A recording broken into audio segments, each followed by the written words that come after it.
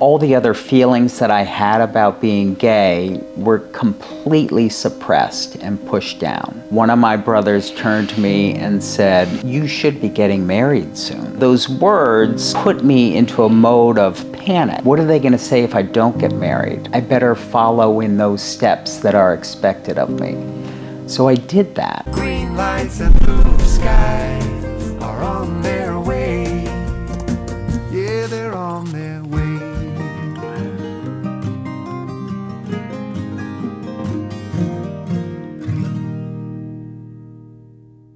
Well, welcome to Crosstalk. I want to welcome my guest, Mark O. Mark is with us today to share his story and to tell you how his life is, how it was, and how it started. Welcome, Mark. Thank you, Corey. It's good to be here. I'm really glad that you're with us today. I'm excited. Personally, I'm excited. I'm excited for everybody else to be able to learn a little bit about you and your story. And I know it's going to be one that's inspiring to everybody. So tell us a little bit about how life started for Mark O. How did life start? Life started in Albany, New York in 1969. I am the youngest of 7 children, Irish Catholic family, and life was good. I never wanted for anything in my life. However, at a very young age, I noticed that I was different than everybody else. And I didn't quite know what to do with those feelings, emotions, and it was something that I struggled with, that I couldn't really identify what was different about me, but it was really an internal feeling that I had that I just didn't fit in. At what age did you recognize that as being the case? I would say around 7 or 8, and maybe it wasn't until 12 or 13 that I knew that I was gay, but I didn't know what to do about it. I had that attraction, I had that feeling, but being the youngest of 7 kids, 5 boys and 2 girls, it wasn't anything that we talked about. You know, emotions weren't something that were freely expressed. Emotions, whether it was about boys or girls, you didn't talk about Anything. You know, so, that was in the early 80s. I went to a Catholic boys' school. I then went to military school, which is always a fun fact that I tell people now that I am out and sober. The fun fact that I can't say that I survived military school, but I did it for 3 years. And it was a day school, it wasn't boarding school. But I floundered in school during those years. Academics were horrible. I'm not a sports person, I couldn't play sports. So again, in that environment, particularly in high school, I felt completely out of place. And that's when I discovered alcohol. Age? I would say my first drink was easily 12 or 13. Really?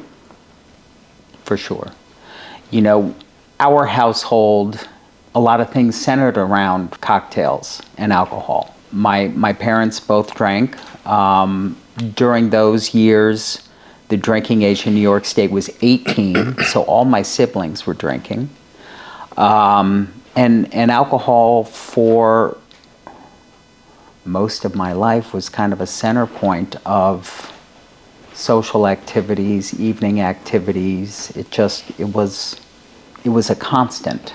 I can't remember when my first drink was or what it was, but I know that the instant that I had alcohol in me, I changed on the inside. What did it do?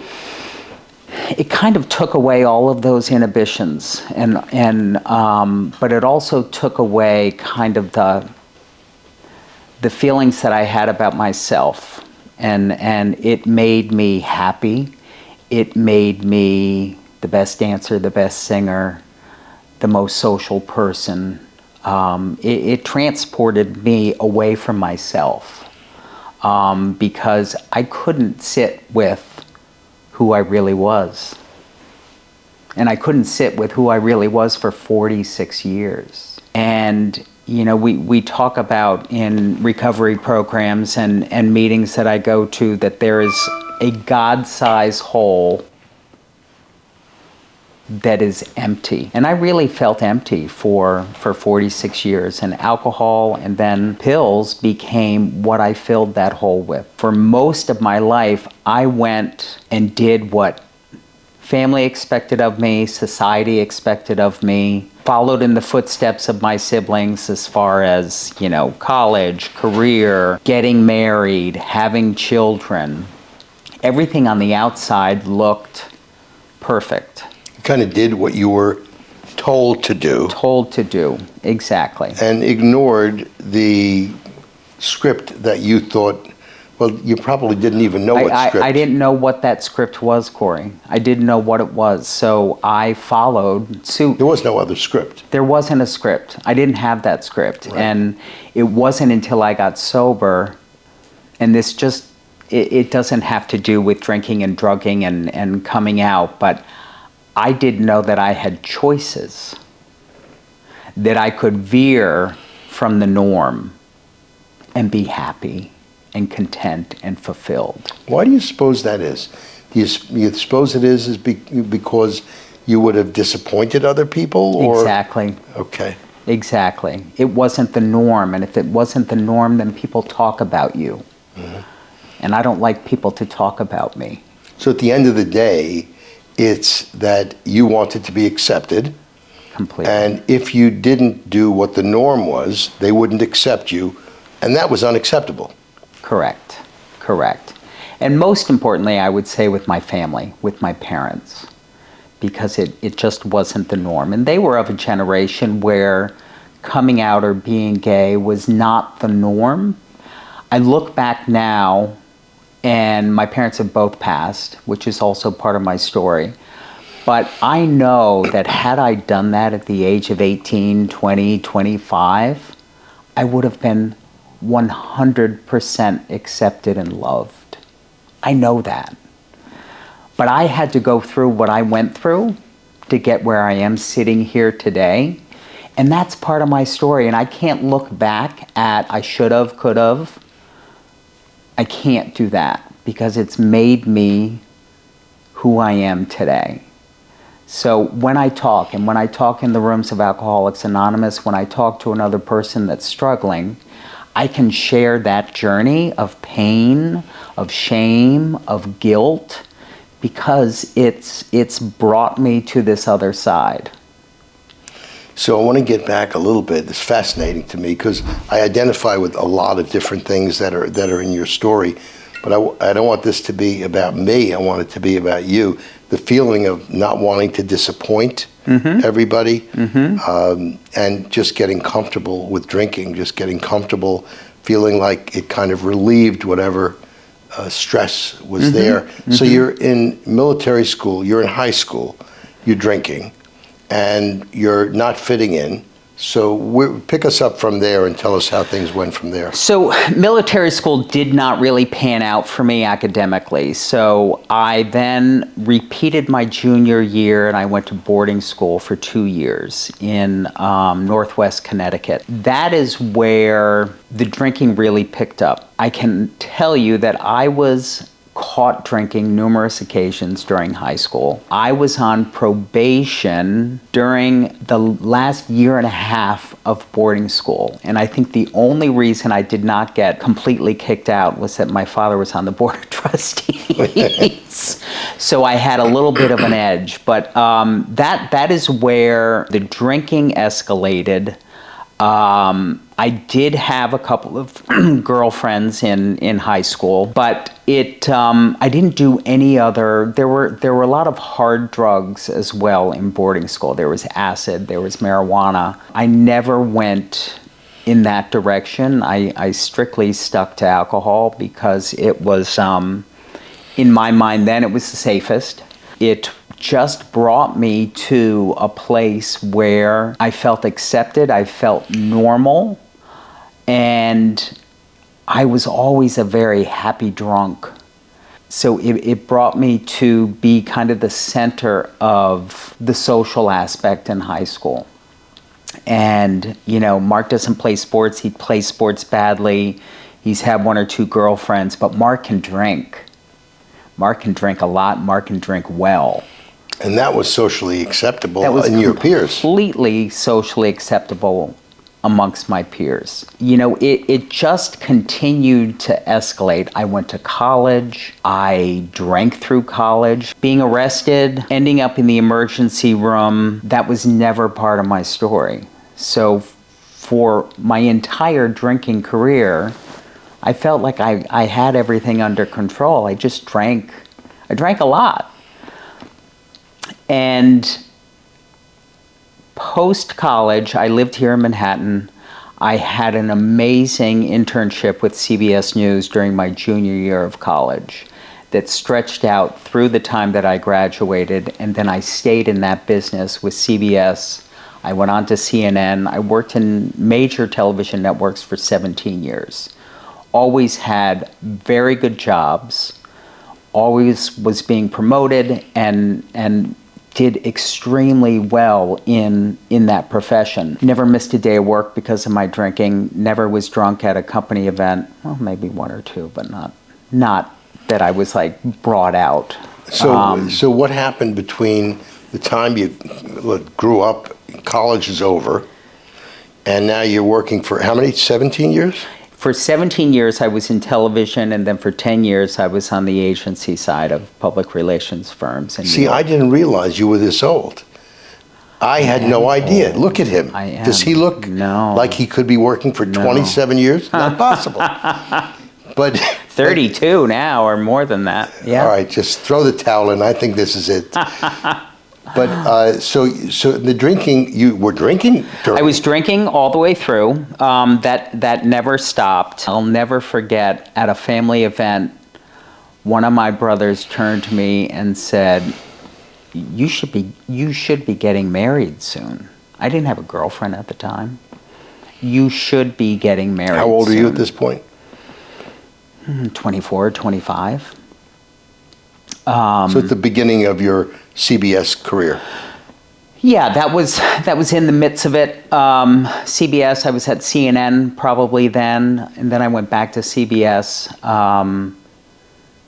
And, you know, those words kind of put me into a mode of panic. What are they going to say if I don't get married? I better get a girlfriend. I better get married. I better follow in those steps that are expected of me. So I did that. And I got married at the age of 29 to a childhood friend who I had known forever, since we were babies growing up in Rhode Island. And it was a family that we were close to. My parents were close with the parents. Our grandparents knew each other. And she had moved to New York a couple years prior, and we started dating, and we dated for a year. And we got married in the winter of 1998. And during that time, all the other feelings that I had about being gay were completely suppressed and pushed down. Like, I was in love with this person. I wanted to start a life with this person. I wanted to have children with this person. We bought an apartment here in Manhattan. I had a great job. She had a very good career in interior design. And everything was Going to work out as just fine. it was gonna be. It was good. Mom and Dad were proud. My siblings were proud. We had a great circle of friends. And I was checking all the boxes. But I was still drinking, and we drank together, but I always took drinking to another level. Did she also drink? Or She drank, but certainly not the- alcoholically like like me. But she was accepting of that as... Of course. And, you know, I had my oldest child when I was 30. She is now 24 years old. Soon after we had a child here in Manhattan, we moved out to the suburbs because that's what you do. You buy the house, the white picket fence, the station wagon, Suburban, and Dad commutes in, Mom doesn't work anymore, and you begin this suburban life. Right. And I played that role for 8 years. Were you happy? I was drinking all the way through it. I was extremely happy playing that role because I was part of the pack. You know, I was part of those male commuters coming into work every day, and I had the kids, and I had the good job because I felt accepted, and I felt like I had achieved that milestone of what I should be. You know what it reminds me of? It reminds me a little bit of somebody who's in a Broadway show who is an iconic star in a role and plays the role for so long that separating the role from the person is sometimes different, but it's not the same person. No, I played that role for a long time. And the alcohol was the elixir. The alcohol was the elixir. I would say probably about 5 or 6 years into the marriage, I had always kind of dabbled. I actually used to steal my mother's Valium when I was younger. But I finally went to see a psychiatrist here in New York, and he put me on Xanax. And that started my alcohol and Xanax mix. You know, that continued for 12 to 15 years of benzodiazepines and alcohol. For me, eventually, I was never a morning drinker. I can count maybe on one hand the amount of times that I had a drink in the morning. But for me, that pill of Xanax or Klonopin was my morning drink. You know, I needed that to function. About 7 years into my marriage, my father got sick with cancer, and he died 2 years later. 2007. 2000. He died November 30th, 2004. 2000. You got married in 95. I got married in 98. 98. Yep. And he died in 2004. Devastating grief. He was the epitome of the patriarch of a family. Mm-hmm. And everybody's chief enabler. You know, Dad took care of everything, almost to the point of control. You know, I don't speak for, I will just say that addiction runs in my family. I had a sister, Elizabeth, who always had struggled with substances and had been in and out of treatment. And she had finally gotten what we thought clean and sober. She had found a man. She had gotten married. She had a young child. And again, you look at the picture on the outside and you don't really know what is going on the inside. And the death of our father had a tremendous effect on her.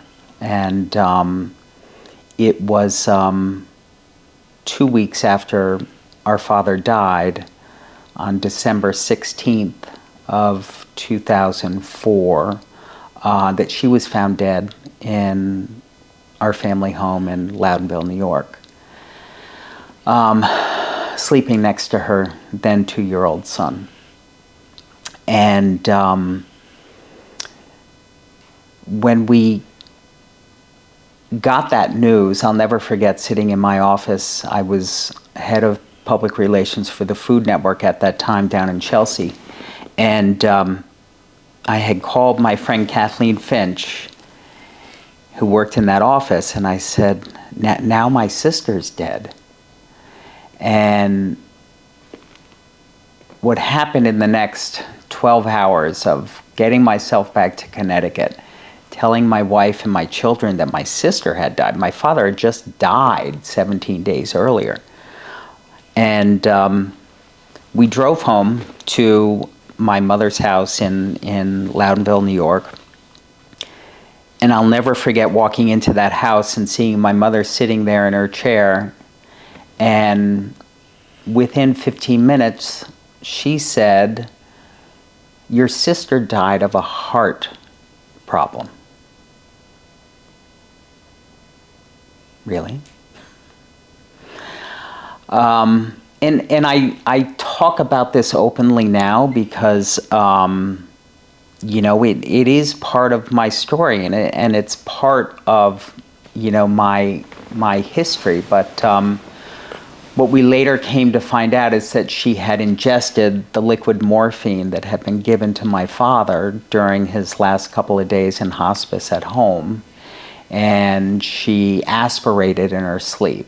So unintentionally, you know, somebody who was really struggling and really hurting, was a mother, was a wife, was a sister, and it was just too much for her, and it was too much for her husband, who 1 week later committed suicide. Oh my God. With this 2-year-old child. All of us who are reeling from the deaths of our father, our sister, brother-in-law. And that is really when, like, I just became completely numb. I had no idea what grief and loss was, or how to walk through it. The only way I knew how to walk through grief and loss was with a bottle of wine and a couple Xanax. And it took 10 years. And I say now that I literally was in a brownout/blackout for 10 years. Our mother died February 3rd after that. And, you know, she had struggled with some health issues, but I really feel that she died of an overwhelming broken heart.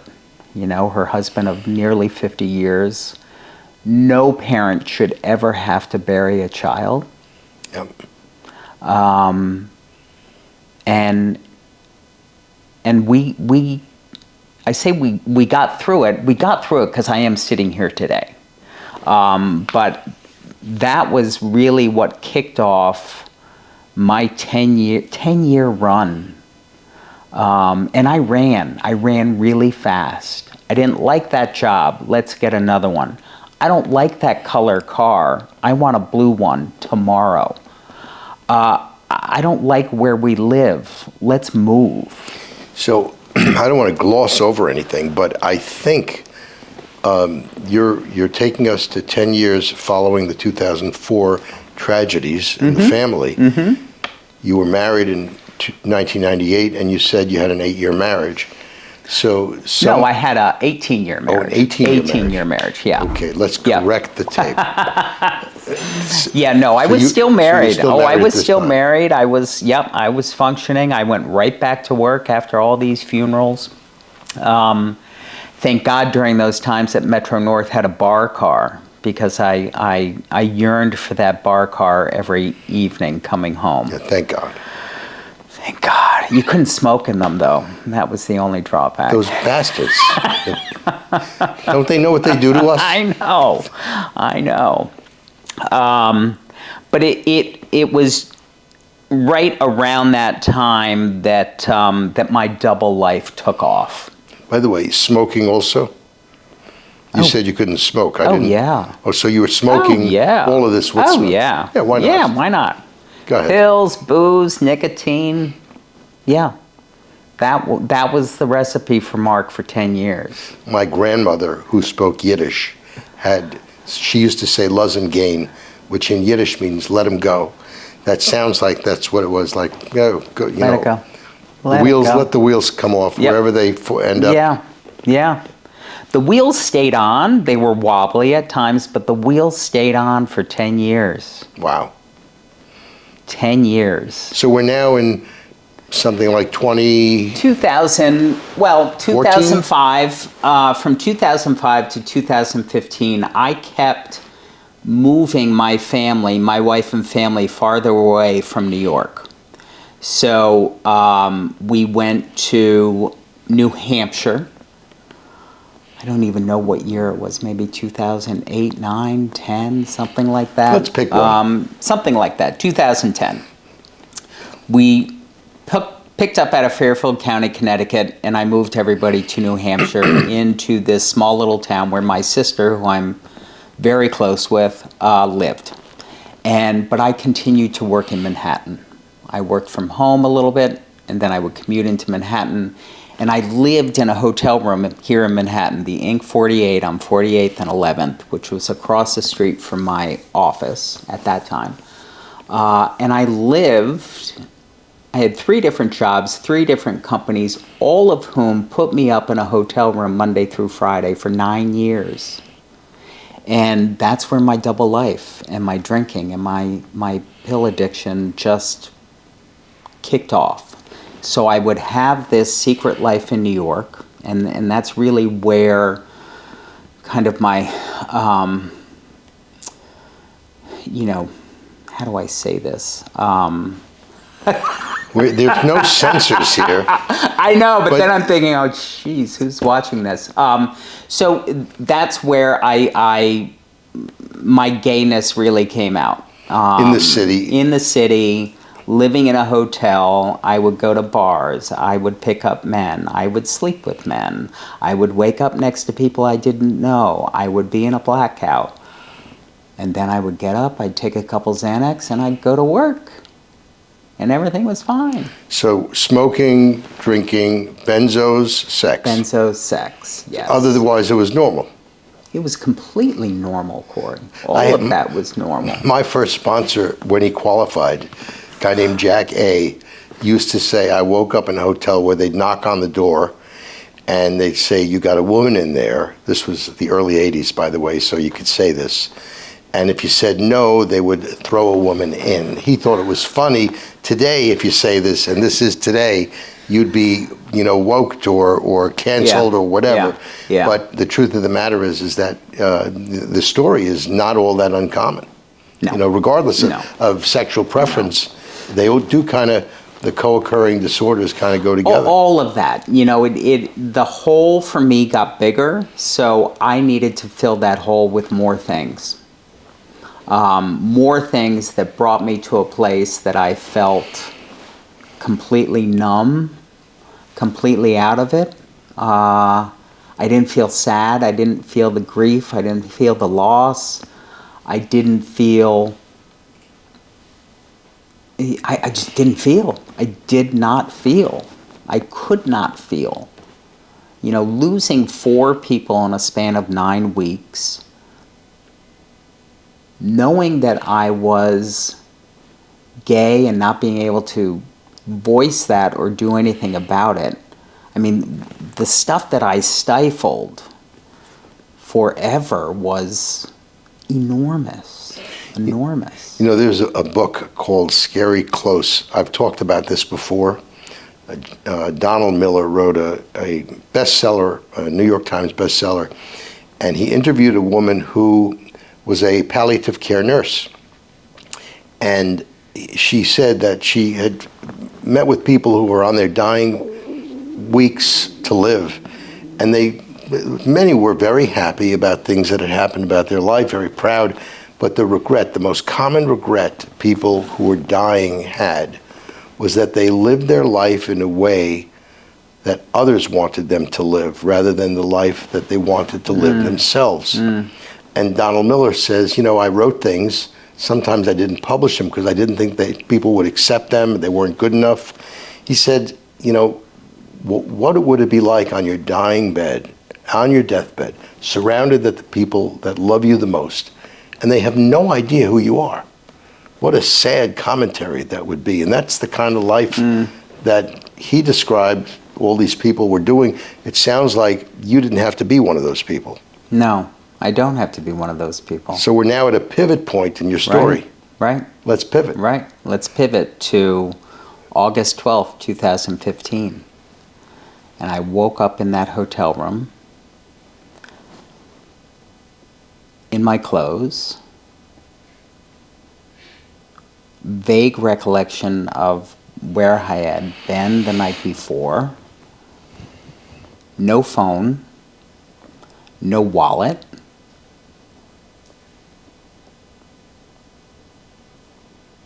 and I had this moment of, I can't do this anymore. I can't do this anymore and survive. The pain was deep, but it was also a bit of an outer body experience, because what I did in that moment was I picked up the phone and I called my wife and I said, I need to go to treatment. And she said, okay, hang on.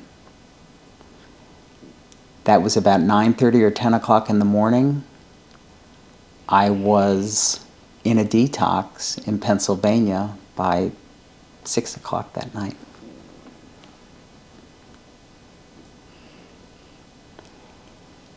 And I woke up, I remember hearing bits and pieces of, I'm going to Florida, I'm going to Minnesota, he's too drunk to fly, we can't get him through TSA. And I woke up in this bed and I looked around and I thought, maybe I'm in Florida, so I opened up the window shade. I didn't see any palm trees. I opened up this door, and directly outside the door was a nurse's station, and across the nurse's station said, Karen. And I yelled across the hall, I said, where am I? And she said, you're at Karen Detox, sir. I said, well, I can read that, but what state am I in? She said, you're in Pennsylvania. I said, oh, I hate Pennsylvania. Why did they bring me to Pennsylvania? Well, I can 100% tell you right here, right now, that bringing me to Pennsylvania on August 12th was the best thing that ever happened to me. I was in treatment for less than 72 hours, and I was sitting in the Chit Chat Lounge auditorium at Karen, and the legendary Father Bill was lecturing all of us, and he said the words, secrets will keep you sick. And my entire body went numb. And I thought, in that instant, there is no chance that I have of staying sober if I am not honest right now. And I raised my hand, and Father Bill called on me, and he said, yep. I said, I'm gay. He goes, okay, good. The entire auditorium cheered. All of my dorm mates rallied around me. And for the first time in my entire life, Corey, this weight, the weight was completely gone. It was gone. There was Mark, gay, alcoholic, pill abuser, with the biggest secret of his life out in the open. Married, father of three. Married, father of three beautiful daughters, a loving and supporting wife, loving and supportive family. And what transpired over the rest of the 30 days that I was there was a battle with myself, was a battle with every therapist that I encountered at Karen, because I would not let them tell my wife. And session after session of, we need to have her here, we need to disclose, everything will be contained, we will be here to support you, we will be here to support her. Nope, nope, nope, nope, nope. And there were ways that the wonderful, spectacular therapist at Cairn that kept trying to open that door for me to do this. But I walked out of there on September 10th, 2015. I got on a train in Philadelphia, feeling like I was an alien dropped from outer space. Now, you had left treatment at that point. You had concluded treatment. I had concluded treatment, yep. So you're on a train. So I'm on my way home. How many days in treatment? I was there a total of about 35 days. So 35 days, you're sober, you're on a train, you're not in the cart where they have alcohol. Nope, nope. No Alcohol drinking? was not even, didn't even cross my mind. On my way home to my wife and my 3 daughters. And I got home we were living in Rhode Island at that point, and it was September 10th. My kids had just started school. They came home from school about 3 o'clock in the afternoon. Dad's home from rehab. And I remember looking in the hallway and seeing my wife's face coming out of my office. And it was white, and she ran upstairs. And immediately I thought, she knows, she knows. Did somebody call her? Did she see something? Well, what had happened was she had gone into my bag from Karen and opened up my journal and read the letter that my therapist had me write to her as if I was disclosing everything. Every secret, every indiscretion, everything that had transpired in secret for me for, at that time, 17 years of marriage. And again, like that time that I was sitting in Chit Chat where I told Father Bill that I was gay, I felt that same relief right then. And they say in the rooms of Alcoholics Anonymous, God does for us what we cannot do for ourselves. And that was one of those moments for me. I couldn't verbally come out and tell her everything.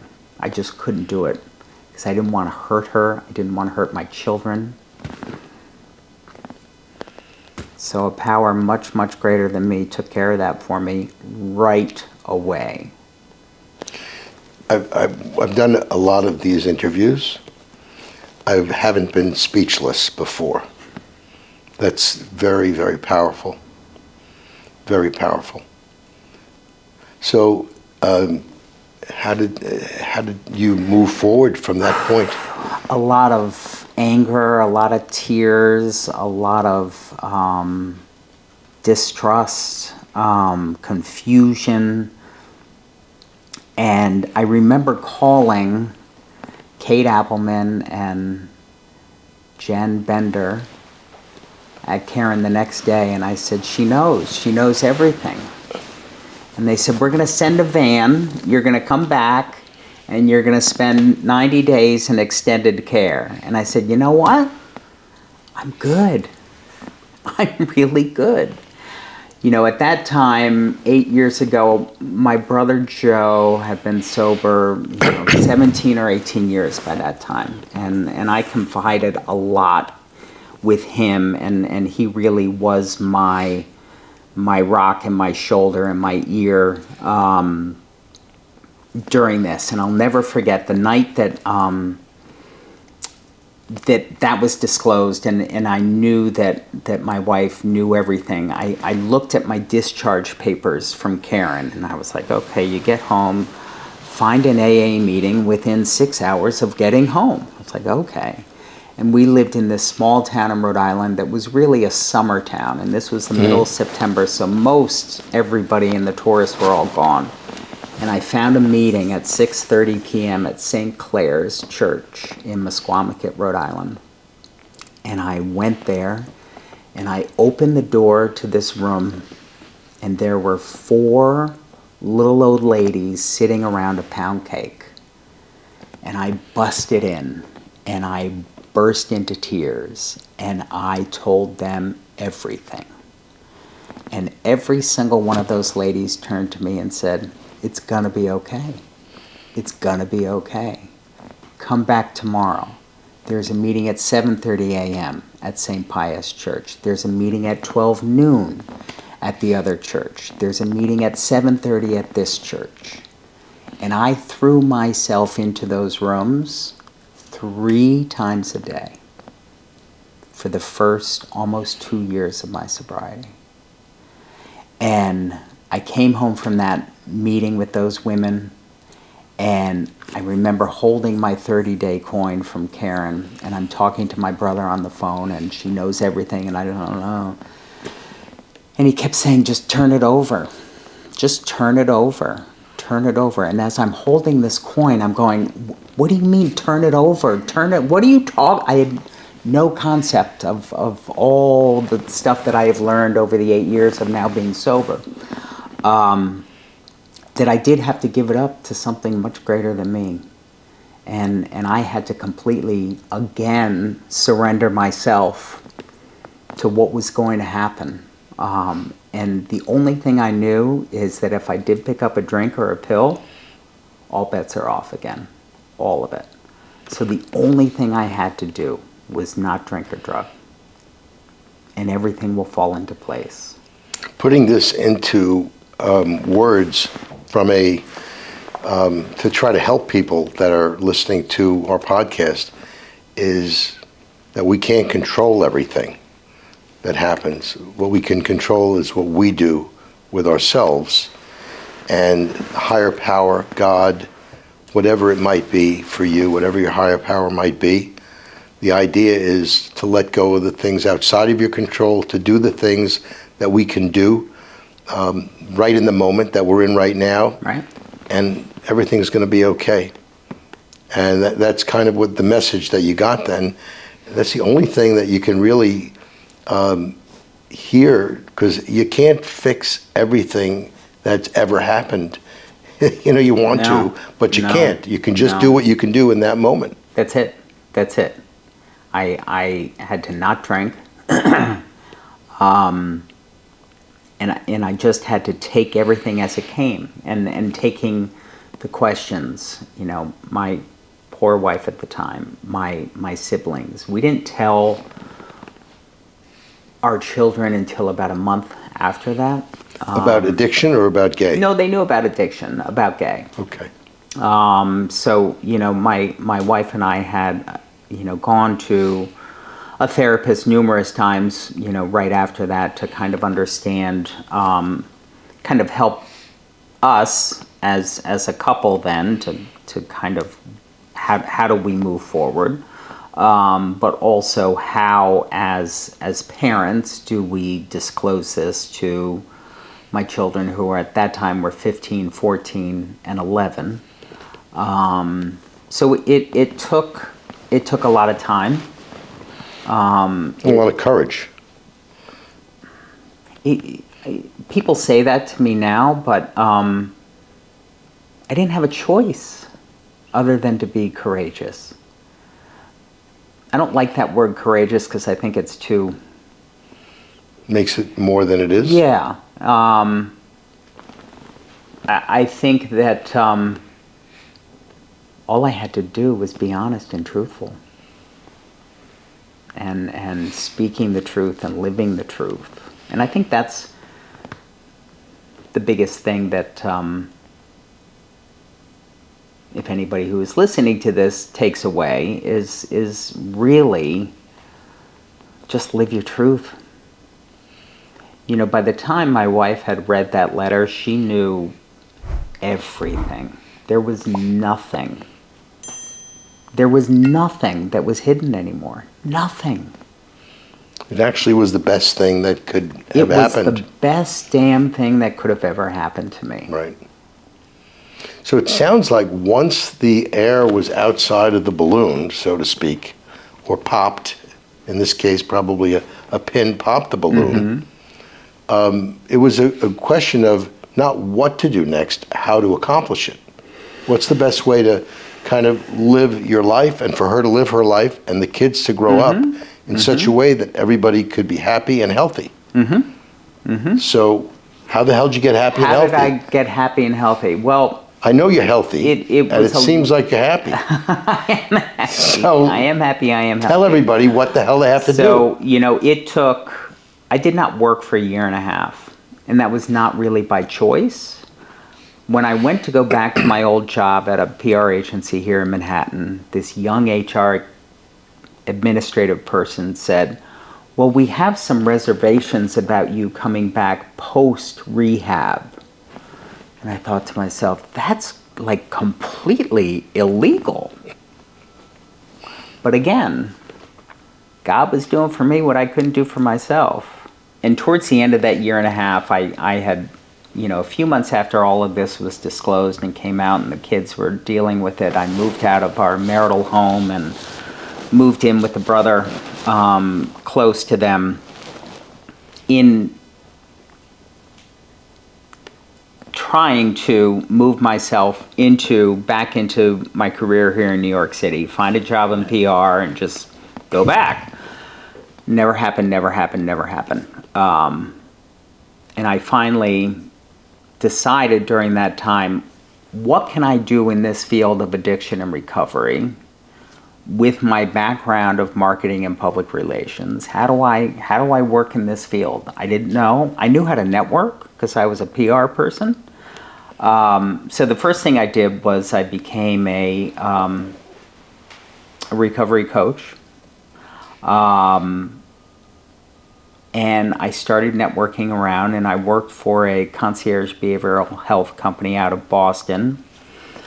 That's where I got connected to somebody else in Fairfield County who was running the Lighthouse, Trey Laird, the men's sober living. Terrific sober living, by the way. Amazing, amazing. And Arden O'Connor was the first person that gave me a chance with, and runs O'Connor Professional Group, no relation to me. And then Trey Laird gave me a chance. And, you know, we started small, but eventually I was running all of admissions and marketing for him.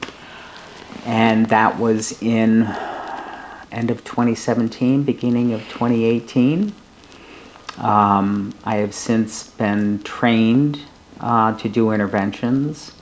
I have continued doing recovery coaching, and now, 3 years later, I work for the treatment center that gave me this big, beautiful life. And they're pretty terrific, too. They're amazing. They're amazing. So your personal life and your professional life is now together, helping other people to find the right way home. It's a great story. How are your kids? My kids are amazing. Yeah. Amazing. And you're close with them? Very close. Very close. Claire is 24, lives here in Manhattan and works in PR. Emmy is 22, just graduated from the College of Charleston, lived with me for the summer and worked for her sister at the PR firm. Wow. Has decided she doesn't like New York and is making her way down to Charleston, hopefully soon with a job. And my youngest, Breck, is a sophomore at Delaware. Wow, it's a great school. Another thing I'm curious about, are you and your ex-wife friendly? Is that Of course. It's a good relationship? Yeah. You know, we will be co-parents for the rest of our lives. And she remarried in October, which I am thrilled for her, and she is happy, and you know, she has found love, and somebody is loving her in a way that I wasn't able to do. And for that, I have to be grateful.